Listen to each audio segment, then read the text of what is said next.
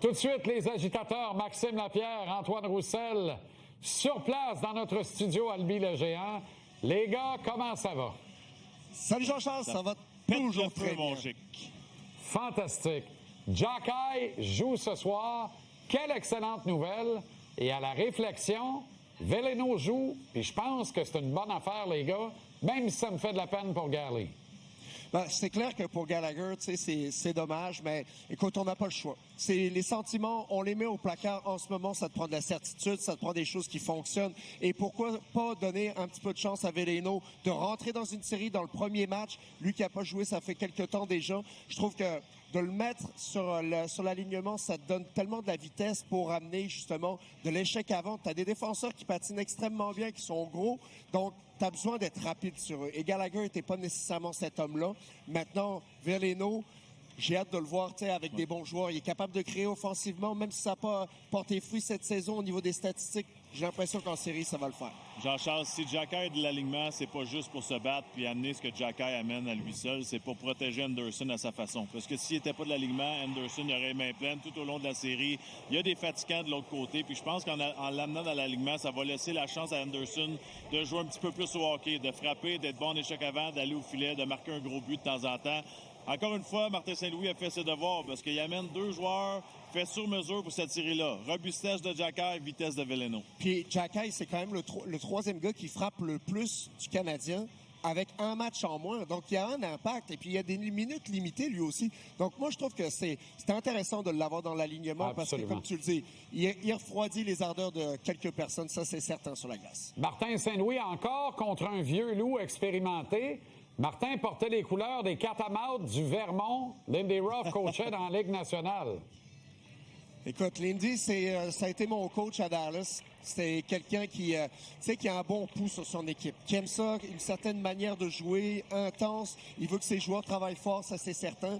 Il a une équipe qui travaille, il y a des bons défenseurs. Je pense que c'est quelqu'un aussi qui est un petit peu comme Martin Saint-Louis dernièrement. Il n'a pas peur de faire des changements, de brasser les cartes, puis de changer les trios en plein match. Donc, Martin va devoir être réveillé aussi bien qu'il l'a fait en première ronde. Il va devoir s'ajuster. Puis, ce que j'aime, c'est que maintenant, ça fait partie de lui, tout ça. Ça fait partie de sa gamme de projets qu'il peut faire, qu'on n'était pas habitué, que maintenant il l'a dans son arsenal et ça porte fruit, on l'a vu en première ronde. On n'est pas équipe Martin Saint-Louis, là, Jean-Charles, on s'entend, il l'a démontré lors du premier tour, les séries comme entraîneur, ça ne stresse pas trop. Exactement. Danny avait des chiffres décapants sur les pourcentages d'efficacité de Dobesch et Lyon selon les trois zones. La zone dangereuse, la zone payante au bas de l'enclave, la zone des hash marks, des traits assurés là, au cercle et les tirs de la ligne bleue. Et la seule nuance qu'on trouve, c'est Lyon qui excelle nettement sur Dobesch dans la zone payante, au bas de l'enclave.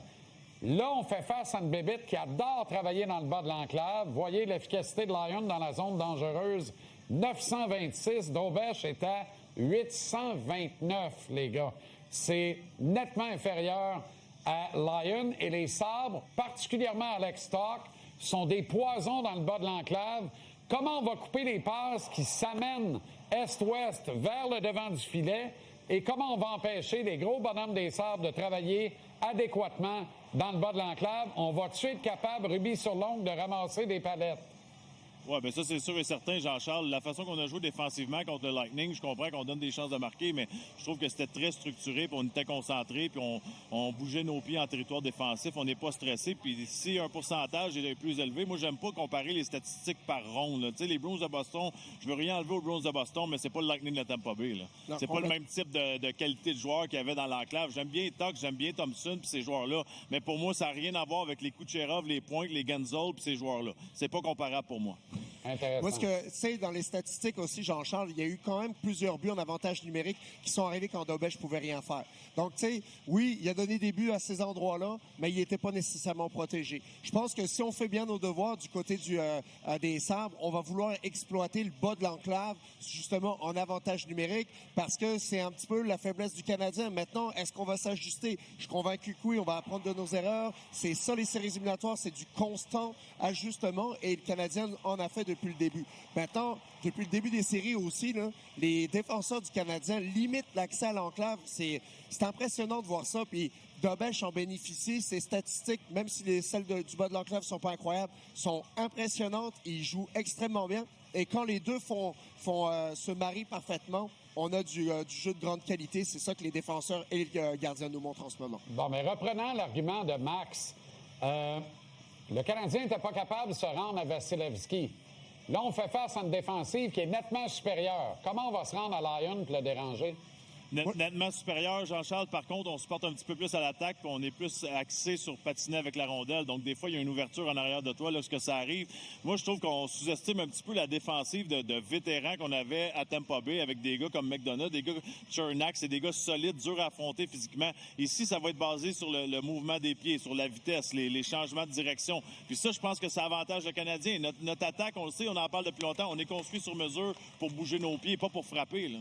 Moi, je pense que l'ADN des Sabres font en sorte qu'on veut faire des jeux. On veut supporter l'attaque, les défenseurs. Ça fait en sorte que des fois, on va faire des revirements et on va prendre les Sabres justement sur la contre-attaque de cette manière-là. Je suis convaincu qu'il va y avoir une grosse différence avec des revirements et beaucoup plus de jeux ouverts sur la contre-attaque. Et Jean-Charles, tu le sais, la contre-attaque, c'est la spécialité de Cole Caulfield. Regarde les mêmes. Pour moi, il n'y a aucun doute. Si tu gagnes la guerre entre les deux lignes bleues, la bataille des revirements, puis tu provoques des surnombres, puis que tes joueurs comprennent que c'est pas le monstre Vasilevski, donc essaye pas le tir parfait, donc cadre des tirs plutôt que de manquer le filet par 1 pied, 2 pieds, 5 pieds. 100%. La clé de la série, pour moi, elle est là.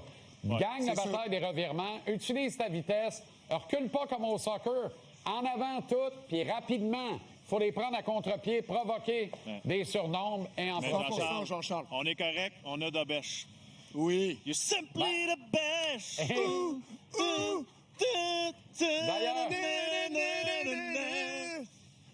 D'ailleurs, c'est plus Dobèche, c'est Dabest. C'est Jacob Dabest. Et s'il y a un match à voler, c'est celui de ce soir. Moi, je pense que c'est ce soir qu'ils vont en voler un. Bonne soirée, bon match, les gars.